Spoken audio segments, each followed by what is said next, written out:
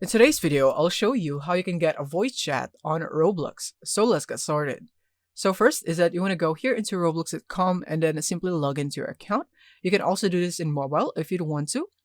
And basically the same process, just with a different UI. So you want to click here on your settings icon in the top right. Once you're logged in, click on settings again. And then from here, you want to make sure that here in the account info that you have your email address or phone number verified right here. That's the first thing that you'd want to do.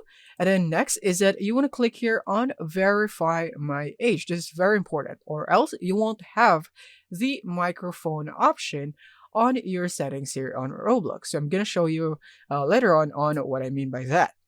And from here, you want to click on verify my age. And now it would now present you options on how you could verify your ID. So you can click here on begin verifying. And from here, you want to choose your country. So which government is your ID from? So we're just going to click here on select. And now you're going to choose the following ID that you can submit to Roblox in order for them to verify your identity and also your date of birth and so on.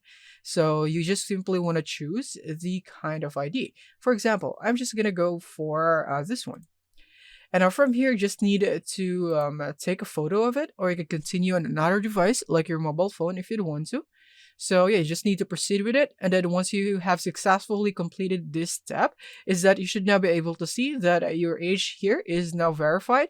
And now all you have to do now is that once you have your email address or phone number verified, and then your age is verified also, you want to click here on privacy and consent restriction.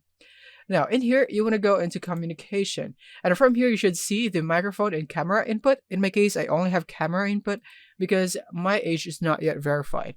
And from here, you should see the microphone input as well as here on the camera input. So you just simply want to enable both of them. And then you should now be able to get a voice chat on Roblox. All that's left is to now test it out by playing some games in here.